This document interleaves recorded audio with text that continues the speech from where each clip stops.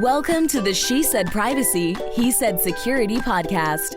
Like any good marriage, we will debate, evaluate, and sometimes quarrel about how privacy and security impact business in the 21st century.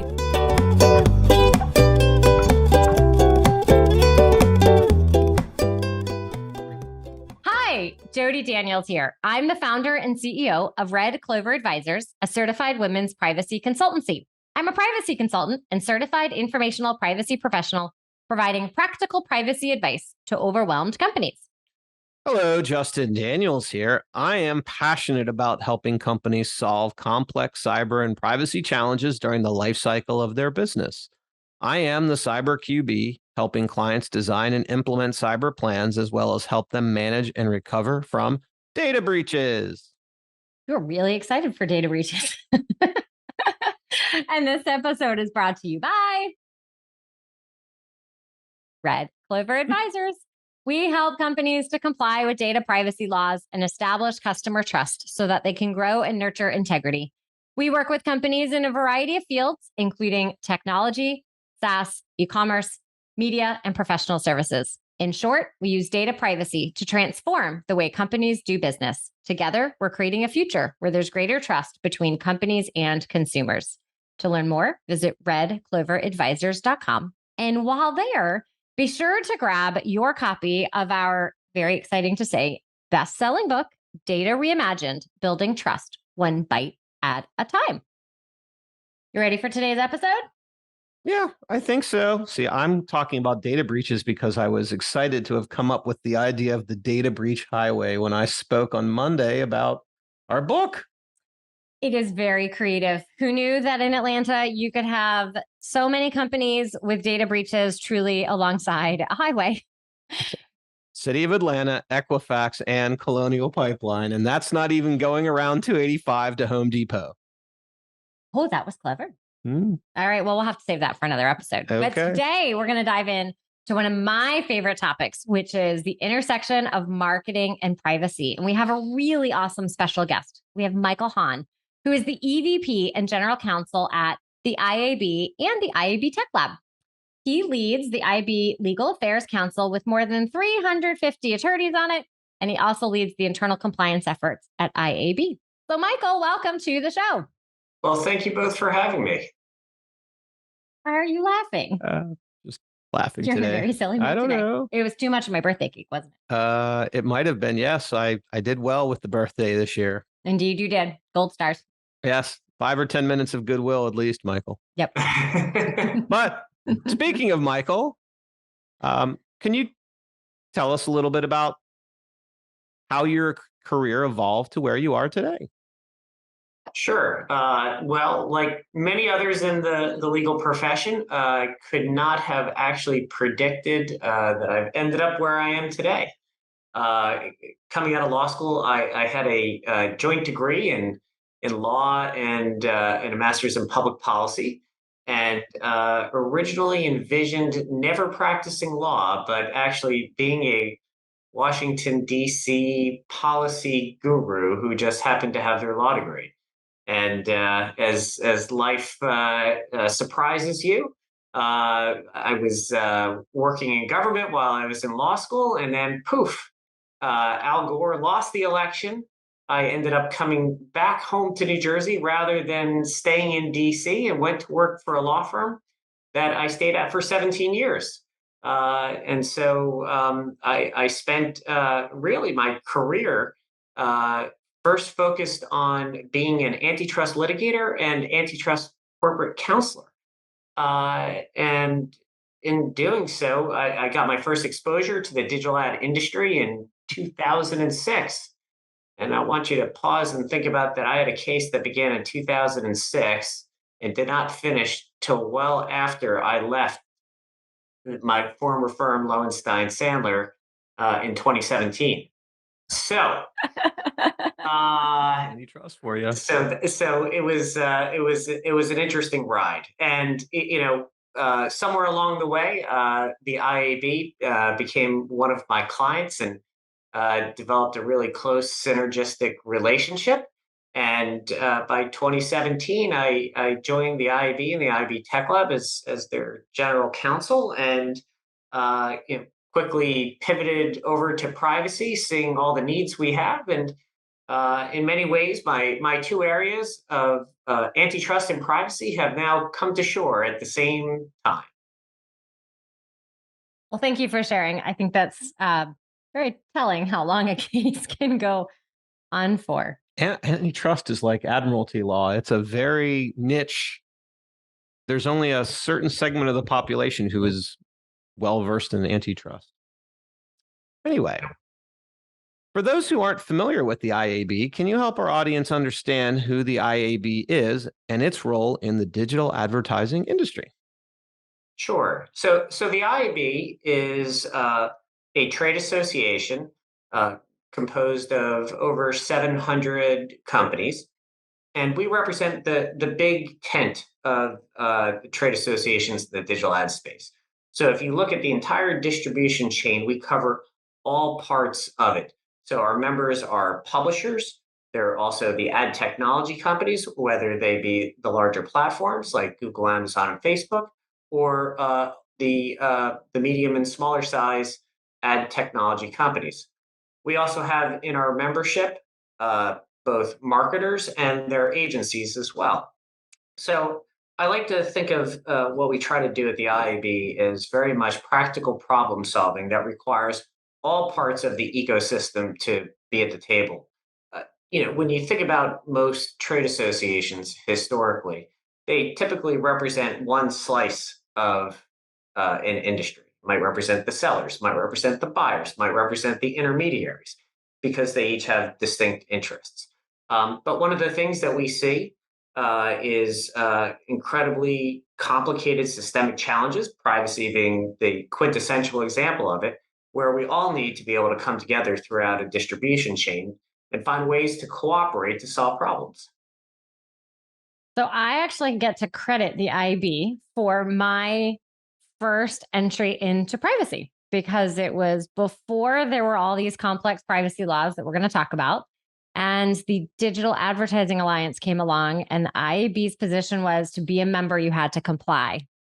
And therefore, the company that I was at, we had to figure out what that meant. And to comply, that was my job. And I found it really interesting. And I dove in, and I went to different seminars that IAB had, and really participated and learned as much as I could. So thank you, IAB, for making that requirement. Now I learned about privacy. But if we fast forward more than a decade, we have a lot of different privacy laws, and it certainly has changed the landscape. It's made it really complex. So can you share a little bit maybe how IAB helps its members comply? What does IAB help from an education standpoint, from a requirement or a tools perspective? If you could shed a little bit of light, that would be really helpful. Sure. So we do our work around privacy in really two different groups, which also have some overlap as well. So first, we have the IAB Legal Affairs Council, which consists of the 350 in-house and partnering firms that we collaborate with. And we very much look at our mission perhaps a little more distinctly than other trade associations do. Many would say our job is to just educate. And that would involve bringing experts and bringing law firms and sort of talking to your members and hoping that they absorb. We very much view our mission as problem solving around common legal challenges that we have as an industry, and that our education is understanding what those challenges are and what the solution set is to help address them. So in that regard, we undertake what I'll call critical projects. 2 years ago, we began a critical project where we looked at the privacy laws outside of the United States and Europe over 11 different jurisdictions, and we said, how do those privacy laws apply to the digital ad ecosystem? Which is, for those who have a global footprint, is an incredible challenge to find the right lawyers who have both local knowledge, who who have digital advertising knowledge. So we partnered with OneTrust. We partnered with Baker Hostetler, and we also pulled together 100 lawyers from around the globe, and we put together this compendium. And we sat down in working groups for well over a year, drafting a 500-page document that goes through these 11 jurisdictions and explains how it applies. Second, we said, well, it's not enough to do that. We got to begin to think about plumbing. What do I mean by plumbing? In digital advertising, we need to be able to communicate consumer privacy preferences that are collected in a manner in compliance with the law and be able to communicate it out to the multiple companies that are involved in the distribution of a digital ad. And so one of the things we went in back and we did was figure out how do we begin to roadmap the plumbing that would be needed to communicate these consumer privacy preferences around the globe from a technology standpoint. As we move into the U.S. and we think about things like CCPA, and we look at the new 5-state privacy laws we have ahead of us, we're very much involved in putting together privacy frameworks on the IAB Legal Affairs Council side of the house. On the Tech Lab side of the house, we have groups that are focused more on product and engineering. And those are the people who focus on plumbing. What does that mean? We're talking about creating specifications that member companies can build to so that you could actually pass all these signals along. Like, what happens with an opt-out, right? How does an opt-out get keyed from Europe to California and now Virginia and Utah and Colorado in a manner that's distinct and meets the requirements of those laws? So it's important to make sure that we've created the right scheme for the plumbing. And so we're constantly collaborating between those two different groups to try to lay that out. So that's a lot of what we do. And then I try to think that we also try to wrap up this challenge with education, because there's a distinct set of challenges that the digital ad ecosystem has, both from a technology standpoint, but also from a compliance standpoint. And so we're constantly trying to talk about what those challenges are, what solutions we can develop at the IAB to address those solutions, and what kinds of solutions you need to work with your own partners to figure out how to accomplish on your own as well. Well, on behalf of all of your members, thank you so much for all of the work that you do. And I think it's important, and I'm glad you emphasized it isn't just education, that the problem solving, because they're big problems. And we started how, I could be a small emerging company to a large company and still serve the same audience and have to tackle it. So we appreciate everything that you're doing. If we pick one of those laws, our friends over in California, CCPA is obviously creating a number of challenges for companies, especially with their unique definition of the sale of data. So I was wondering if you could share a little bit about how the recent Sephora enforcement action is impacting the digital advertising ecosystem. Yeah, I think that Sephora becomes more of a wake-up call, but really shouldn't surprise anybody. In many ways, that was perhaps one of the most unsurprising decisions we could have expected from a regulator, because they've been signaling this direction for quite some time. So I'm going to maybe answer this question by taking a step back from Sephora and talking about this concept of sale, which is obviously a key part of the Sephora decision. So the digital ad industry spent a good deal of time having significant debates in 2019 about what did it mean to sell personal information, and no one liked being designated as with that terminology as I sell personal information, and so everyone tried to figure out, how do I handle this from a marketing standpoint, in particular brands, and to a certain extent publishers, but also how do I comply? And very much that gets to, what does it mean? Does sale include things like measurement and frequency capping? Does sale include things that happen after the ad itself renders when there's an exchange of personal information. What does consideration mean, and how narrow or loose is that defined? And so one of the things that we synergized on was that after much debate between different parts of the ecosystem, is that we were never going to agree on what it meant to sell, and that we'd have to hear from regulators on that. But one of the things we could agree on is what it meant to be a service provider, which is how we ended up creating our first IAB limited service provider agreement. And as you know, service provider is an exception to sale. So fast forward now to Sephora. We have heard for the last 2 years an increasingly broad view of sale coming from the regulator. We hear this in conversations that companies are having with the Attorney General's office. We hear this and see it in some of the case summaries they've released. We also see from the CPPA at their pre-rulemaking meeting. We heard the executive director refer to measurement as being a sale. So you've got this really big, broad construct, and it makes sense. There's never a regulator who says, I'm going to take a narrow view. It's always going to be a broad view. So in comes Sephora, and everyone has been focused on GPC. Now, obviously, the Attorney General's office promulgated a regulation mandating the use of GPC. There were previously released cases.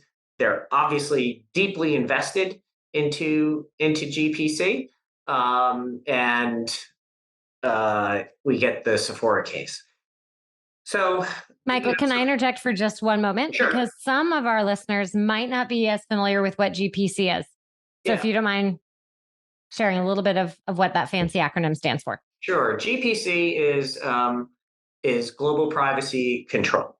And so the concept behind this is that consumers do not need to make an election or choose to opt out on each individual site that they go to. The concept of GPC is that you can make a preference, whether it's through the browser you use or perhaps a plugin, and have that be essentially preset. And it's like each time you visit a site, your opt-out election would be triggered. So Sephora was not set up to accept the GPC signal. And so I'm sure that there are a number of folks in the digital ad industry who began to call up their consent management platforms and say, please make sure that I can accept the GPC signal right away. But I think what was actually more important in the settlement documents and in the complaint was how they referred to the scope of sale.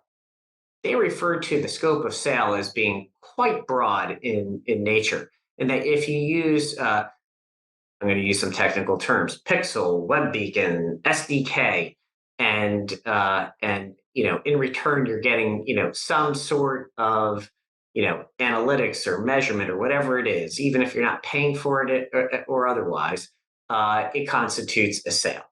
And there were no carve-outs for any particular purposes. There weren't carve-outs for measurement or frequency capping or anything else. It was very broad in nature.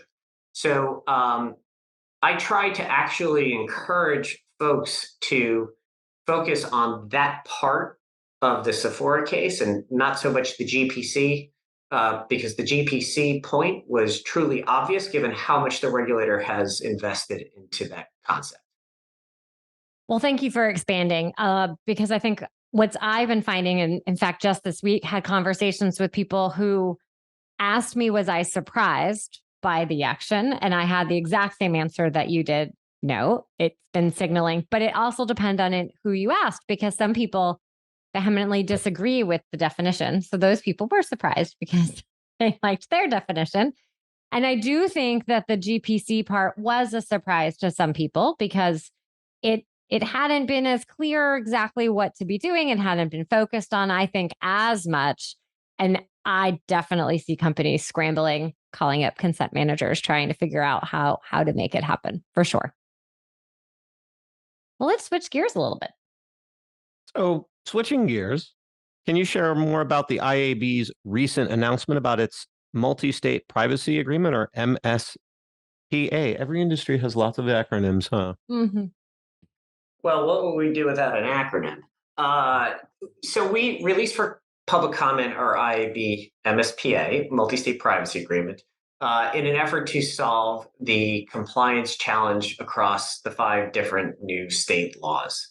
And this gets back to my initial point of we're here to try to solve problems. And this was really an effort by our working group over the course of nearly a year. The work was very much premised on how we expected the regulatory landscape to continue to evolve. So we assumed that decisions like Sephora were going to be coming our way. We assumed at the beginning of this that things like measurement and frequency capping would likely be interpreted as a sale.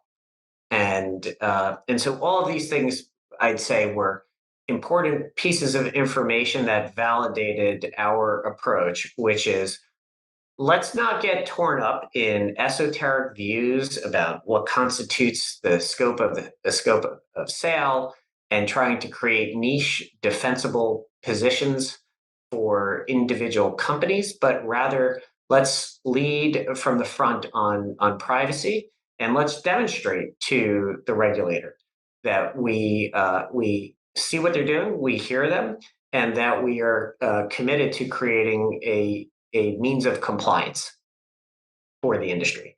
And so what we've done with the MSPA is we said we're going to try to solve for a couple of really critical use cases that are going to be very challenging for companies to accomplish on their own.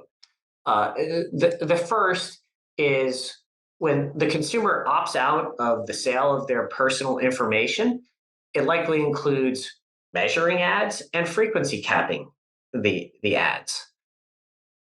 That being the case, we need to have an answer to this. So those two things are not cross-context behavioral advertising. They're not targeted advertising in the other states, but they're still likely to be sales. So the way you typically address challenges like that is you try to create service provider relationships. And so one of the things that we've done is we create this large network of service provider relationships through the MSPA. The MSPA is a springing contract. What does that horrible lawyer's term mean? Well, we have essentially a network of signatories, and the contractual privity, the contractual relationship between the parties is triggered as it follows the data amongst the signatories. So if I land on a publisher's website, my personal information is sent from a supply side platform to multiple demand side platforms.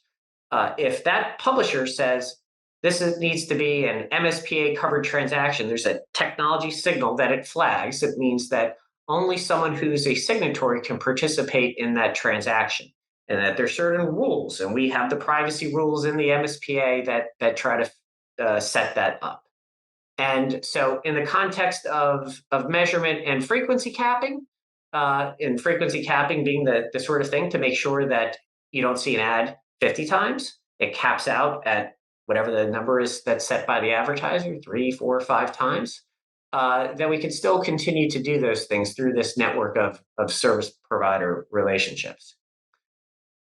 Similarly, think of something like contextual advertising, right? Contextual advertising is something that typically involves less collection of personal information. But one of the important things to know is that when you use this real-time bidding automated system for the delivery of a digital ad, that it requires the disclosure of the IP address. Well, that's personal information. So if the consumer opts out, you can't even deliver a contextual ad through the real-time bidding process. We solve for this by, again, creating this network of service providers in this springing MSPA contract.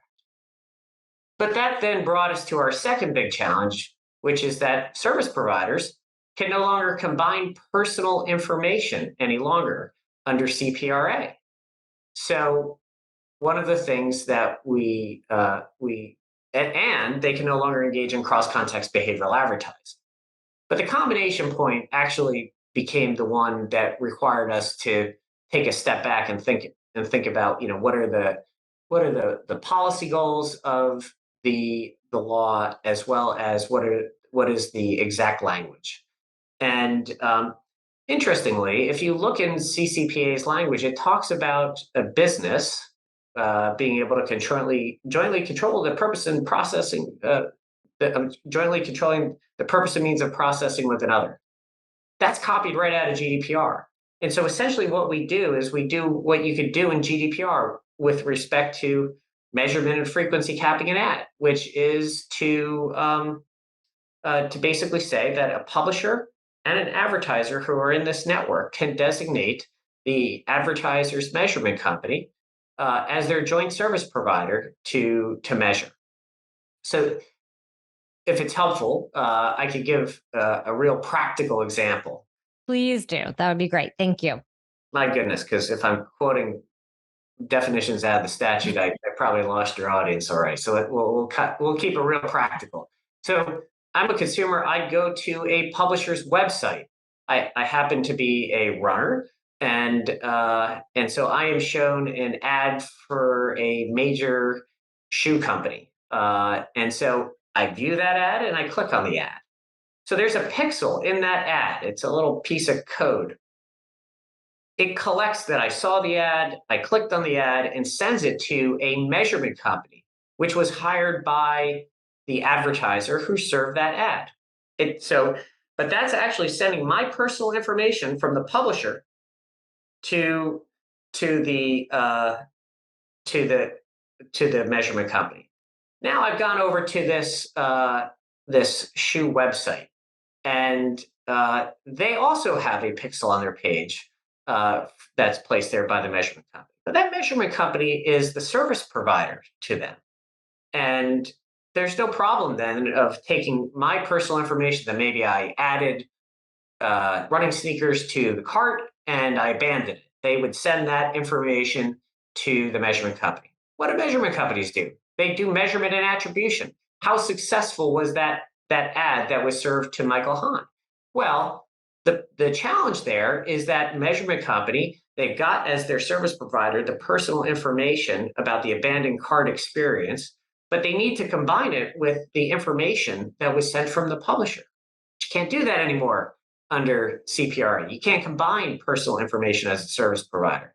So what we've done with the MSPA is to reflect actually the reality of this situation, which is that publisher whose site I visited and that advertiser whose site I also visited.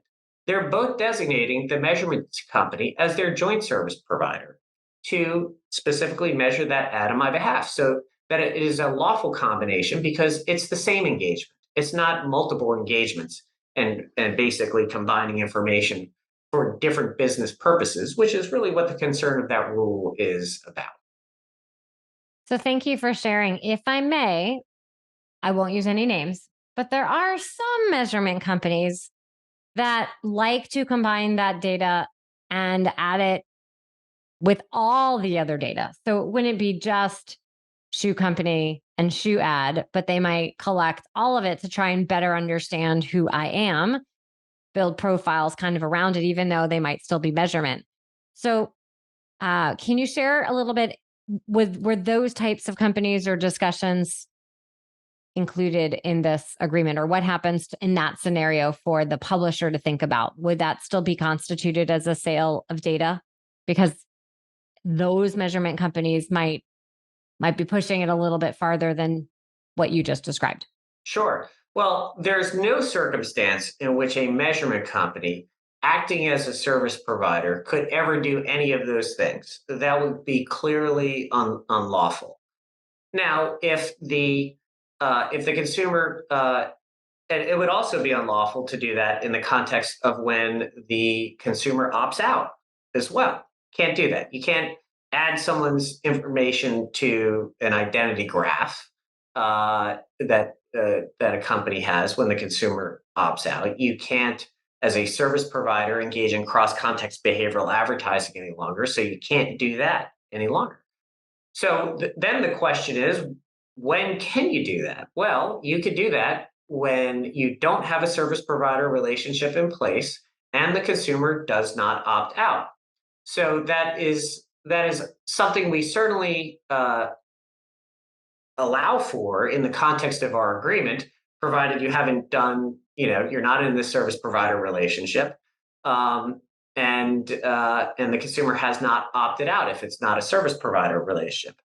But here's where things actually get really tricky and complicated, in particular, for example, with the measurement companies, is that there's a whole nother rule.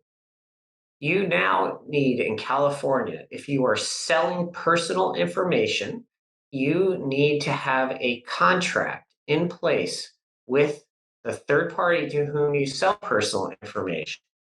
And it has to have certain required language in that contract.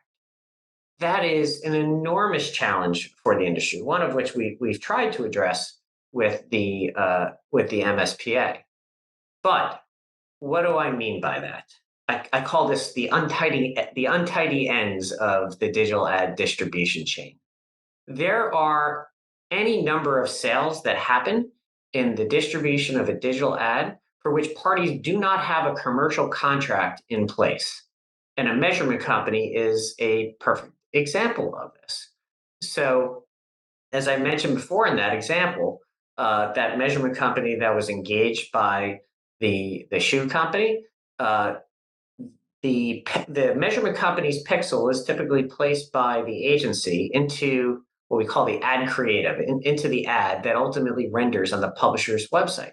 That publisher is selling personal information, that is my view data, to the measurement company that hired by the advertiser. Well, there's never a contract between the advertiser's measurement company and the publisher.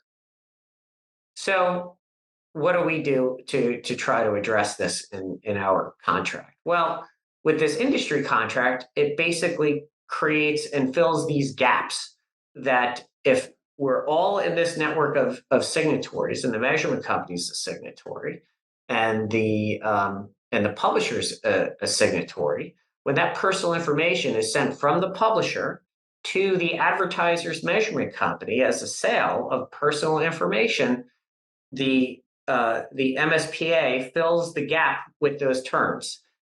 They would never normally have a contract with each other. And it's tough to ever imagine a world where a measurement company that's hired by an advertiser is going to now have a contract with any number of websites where that ad might end up. It is continuing to be complicated. It was complicated before. Now it is complicated after. But Michael, thank you so much for doing a really nice job of laying it out clearly so that an average person who is not knee deep in this technology could understand it. Like you.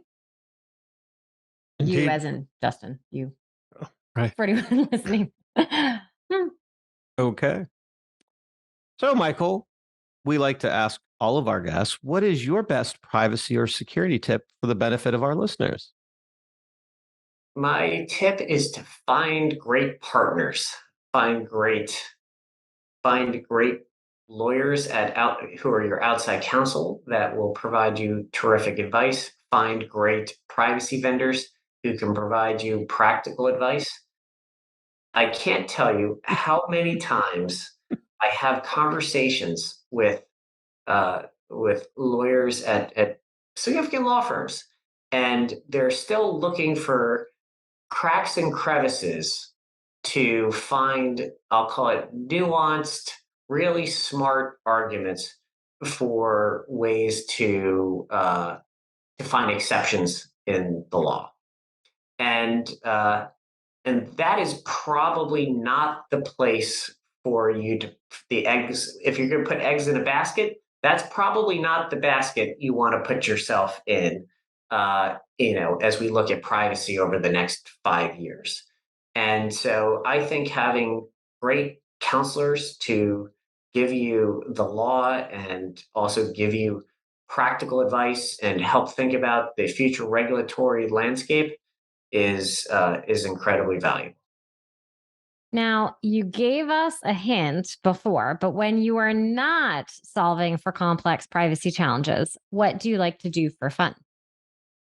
Well, I spend most of my time, as most people in my age bracket, shuffling my kids to sporting events all over the New York, New Jersey, Pennsylvania area. So when I'm not doing privacy and I'm not doing that, and I'm left with my 1% of time left in life, I do like to run, which I've been doing, for 35 years. So that is my one thing. That's all mine. See, you're not the only one who has to drive people all over. Mhm. A couple weeks ago, I was ready to buy Justin a chauffeur cab. Well, Michael, thank you so much for sharing all of this great knowledge today. If people want to learn more, where's the best place for them to go? The best place to go is to IAB.com, and you'll see on our homepage more information about the MSPA. And I'm also always open and available to talk with folks. They can feel free to reach out to me at michael.hahn@iab.com. Wonderful. Well, thank you again. We really appreciate it. Thank you.